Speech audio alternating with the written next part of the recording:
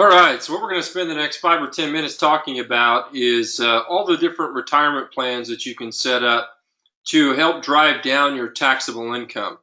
Now, this is important because if you find yourself at the end of the year having to write a check to the IRS, you may want to stop and think, would I rather write this to myself and fund my own retirement, or would I rather just give this to the IRS as a donation? Because that's really all that you're doing. And so these plans that we're going to talk about, they're designed for you to write the check to yourself and keep that money in your family and not give it to the IRS. I mean, when's the last time they showed up to dinner, right? So let's talk about some of those different options. The first one is what we call a solo 401k. Okay. Now this is ideal for you, you business owners that are operating as just individuals. You don't have any employees. Maybe you work with subcontractors, independent contractors, whatever the case may be, but you don't have any actual employees on your S corporation. Okay, so as a solo 401k, first and foremost, you can contribute up to $54,000 per year. That's the 2017 limits. You may see those go up in 2018. We'll see. So you can contribute up to $108,000 per couple. Okay, $120,000 per couple if you're 50 years and older. So you get to contribute an additional $6,000 per couple for each individual that's over 50 years old. This type of plan, 401ks in general, have the highest limit to contribute, and we'll talk about some of the differences between IRAs. So this is the way to go, where if you have a business where you're not necessarily showing a lot of profit, or you're not pulling, you don't have a big W-2 that you're paying yourself, this is the way to go, where you can put in a pretty decent chunk of money without having to have this big payroll to you as an employee. Okay. And when I say to you as an employee, because as a business owner, you also should be paying yourself a W-2, right? So there's no custodian for a solo 401k. There can be. So if you have a financial advisor and you talk to them and say, hey, I need this 401k set up, they're going to try and take the assets. They're going to want to manage them. They're going to want to put them in stocks, bonds, mutual funds. But the way that we do it is we show you how to become your own custodian with checkbook control, where you can write a check and invest in flipping cars if you want. We advocate real estate, obviously. We're big fans of it. We think there's a lot of predictability to it. In the 12 years I've been an advisor, there's a lot of reasons that we can go over why I just believe that's something that everybody should consider. But most importantly, you're going to be in control of your retirement the way that we'll set it up. It can be what we call a truly self-directed investment, so that you can invest in the things that you understand versus simply having to hand everything off to an advisor and hope that they know what they're doing and understand it, okay? Last thing is a solo 401k, you can borrow up to 50% of the balance, up to $50,000, okay? So again, you have $100,000 in your solo 401k, you can take up to 50% of that, $50,000 as a loan, or $100,000 as a couple. So there's a lot of liquidity options with a solo 401k. You need to put a down payment on a house, you get into a pinch for a second, or maybe a good opportunity comes up in your business where you need to go in and grab an extra $50,000 to take advantage of the opportunity. You've created kind of a couple of things for you by doing a solo 401k. One, you have created the tax deduction for yourself today, but you haven't totally shut off access to those funds, because you have the ability to borrow up to 50% of your balance, up to $50,000 or $100,000 as a couple. So there are some options. Now, these solo 401ks have to be set up in the year that you want to use them. So this video is 2017. So you need to have that set up in 2017 to be able to use it when your CPA files your taxes for 2017, okay? So big deal, something big to remember there, okay? One of the next things that we're going to talk about is a SEP IRA, okay? So a SEP IRA, we'll talk about some of the differences between a SEP IRA and a solo 401k. A SEP IRA, you can contribute up to $54,000 per year. That's the 2017 limits. $108,000 per couple. So there's no catch-up contribution in a SEP IRA if you're 50 years and older. There's no custodian in terms of costs, maintenance costs, and getting attorneys involved. There's none of that in a SEP IRA. There is some of that in a solo 401k. Let me kind of backtrack a little bit on a solo 401k. Solo 401k, your average cost, if you want to set it up in a self-directed solo 401k where you have total control and autonomy over the investments, is going to be about $1,200. Now, that's not something we charge. It's just what you're going to pay the attorneys to put all the language and everything that you need to make sure it's set up per the IRS standards and guidelines. And then that will also allow you to make sure that you can go open the bank account at the bank, because that's where you're going to keep the money. So you'll actually have a bank account in the name of the 401k. You can get checks. So again, you want to invest in something, maybe another business or whatever, you could literally write a check and do that.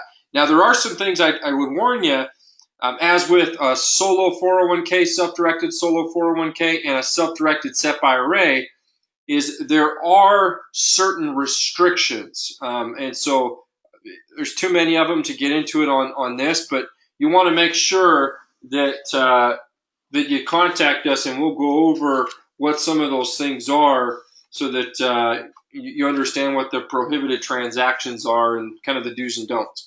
Okay, so let's get back to the SEP IRA. So SEP IRA, $108,000 as a couple, $54,000 per year.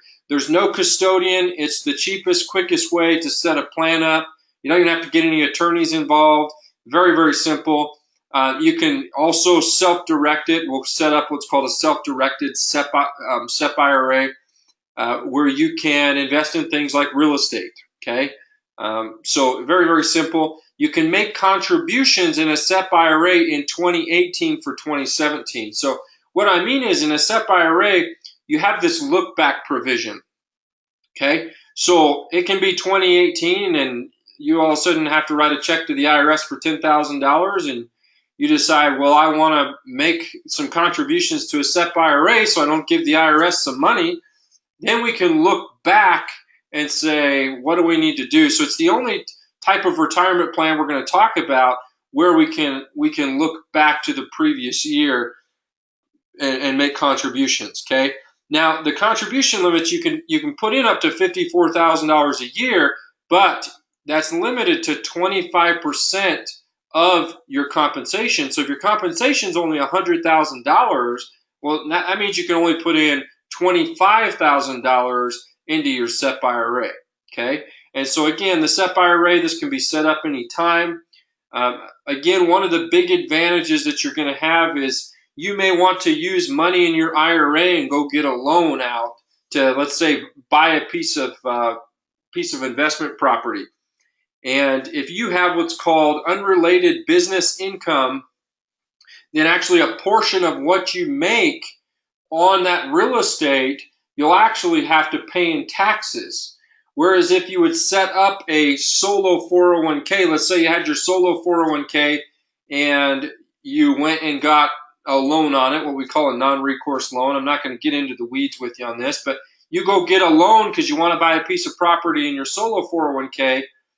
You don't have any type of unrelated business income tax that is due. So that's a big difference between a SEP IRA and a solo 401k, is if you're going to use the money in either of these plans to go get a loan for real estate, as an example, the SEP IRA, there's a potential for an unrelated business income tax, whereas if you set up a solo 401k and you get that loan, then there's no unrelated business income tax, which can be a big deal. So just contact us. We'd be happy to kind of go over a scenario with you if that's something you're considering.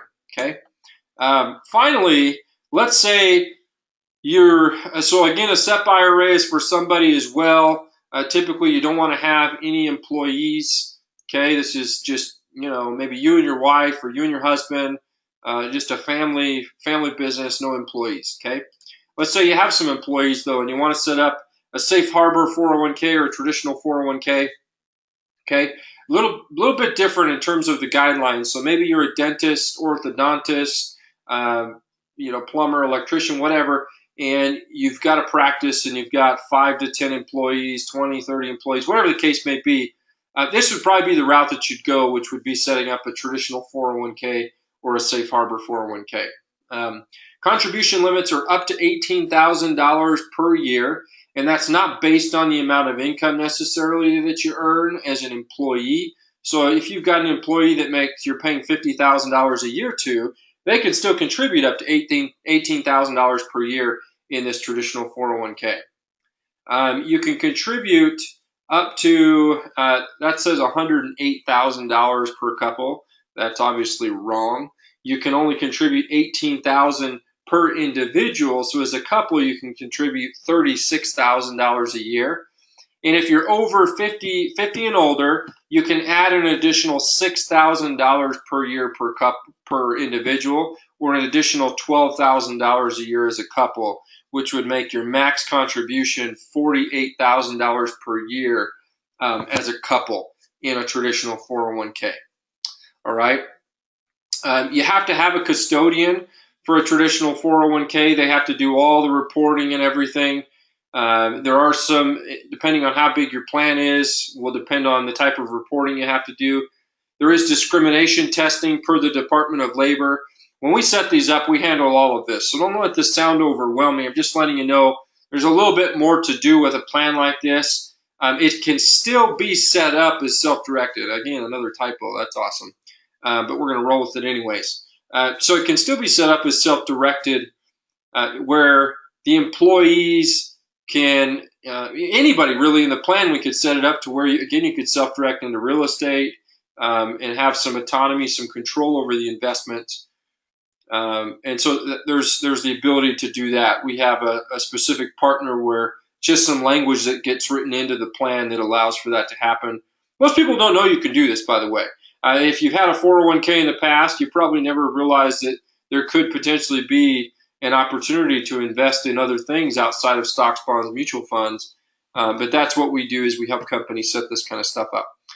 You can borrow up to 50% of the balance, up to $50,000, just like you can in your solo K. So $100,000 as a couple. This does need to be set up in 2017. So this would really be the route to go if you have employees. So again, it's just a little bit more involved for us. Not a lot for you, because we take all of this off of your hands and kind of become the fiduciaries on the plan, meaning we take responsibility for making sure the investments are appropriate. We sit down with each employee at the individual level, and we build a customized investment plan for them. Now, you as the owner, because obviously you're making more in the business, you probably have the ability to contribute at the maximum every single year. And as that builds up, we can show you how you can take that and invest in real estate or some other things. I know I keep saying real estate. We're just a big fan of it as a financial advisory company. Now, let me kind of backtrack for a second, because this is something I missed. Let's say you set up a SEP IRA because you don't get your solo 401k set up for this year. And then let's say the following year in 2018, you want to now set up a solo 401k. We can take your SEP IRA contributions and we can convert those into your solo 401k. So there's a lot of different options. The biggest thing you want to do is you want to start your planning. You want to set your CPA up for success as they're doing your taxes, because their job is to keep money in your pocket, right? And if we're not doing the planning and leaving some of these options open in terms of these retirement plans, then your CPA's hands are really can be tied in a lot of ways as they're doing your taxes. So, the CPAs we work with, they kind of want their clients to have these things set up so that if they do need to have you make some contributions into these plans, that you can, and it can be totally advantageous for you. So anyways, those are the three basic types of plans. Reach out to us with any questions. This is by means this is a very broad view of all these plans, but I just want you to understand that now is the time to be thinking about that, unless you want to give more money to the IRS than you need to. If you want to give more money to the IRS than you need to, then by means, don't take any of the advice that I've just given you, and enjoy that. But if you're like me and you hate those guys, I mean, hate's a pretty strong word, but I don't know about you, I hate paying taxes, and I don't want to pay more than legally I have to, then let's talk and let's get some of this stuff set up so you can take advantage of it and keep that money in your family's pocket. So again, all our contact information is you'll find below this video, and let's spend some time with you and see how we can help.